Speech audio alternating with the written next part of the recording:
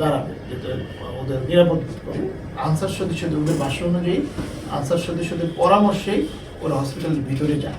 ওরা বলে যে তোমরা ভিতরে থাকো, তাহলে তোমাদের ঠান্ডা বা শীত কম লাগছে।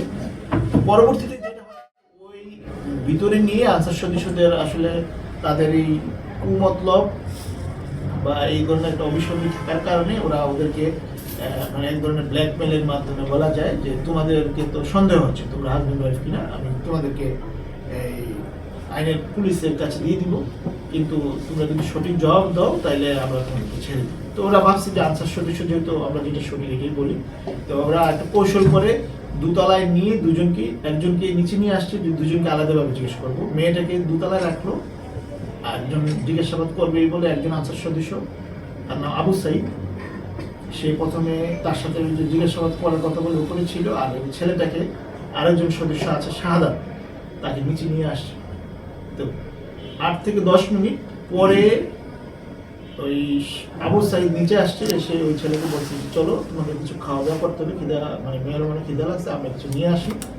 এই বলে সে ওই মানে ভিক্টিমের হাজবেন্ডকে নিয়ে দোকানে যায় কিছু জিনিসপত্র কেনার জন্য, পাউরুটি বনরুটি।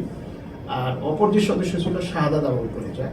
পরবর্তীতে ওই যখন তাদের মানে যে চরিতার্থ মানে যেটা বলে আর কি, যেটা যখন শেষ হয়েছে, ওই সদস্য ওই অপর সদস্যকে ডাকছে দুতলা থেকে যে তোমরা আসো।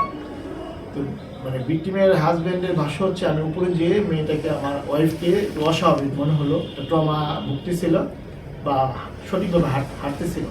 তো এখানে যেটা হয়েছে আসলে এই দুজন আনসার সদস্য মিলে তাকে রেপ করেছে। তাদেরকে মনে হয় একটু ভয় দেখেছিল যে তোমরা কাউকে বলবো না, তারা ভয়ে বা যে কোনো কারণেও বলছে যে আমরা বলবো না, আমরা এখন চলে যাই। তারা চলে আসে, এই হসপিটাল থেকে বের হয়ে আমাদের পুলিশের টহল টিম যখন তাদেরকে এই অবস্থা দেখলো, তারা নেমে এসে জিজ্ঞেস করছিল কি বা তোমরা কোথায় যাবে, তখন তারা বিস্তারিত বলেছে। তাৎক্ষণিকভাবে আমাদের টিম লোকাল ওসিকে অবগত করে আনসার সদস্যদেরকে ওই জায়গায় যে জায়গায় তারা ডিউটিতে ছিল না পেয়ে মেডিকেল একজন অফিসার মনে হয় ওরা ডেকেছে যে তোমরা এখানে যারা আনসার সদস্য ছিল ওরা কোথায়, তখন বললো যে ওদের গার্ড রুম ওরা থাকে। গার্ড রুম থেকে আমাদের একজন সাব ইন্সপেক্টর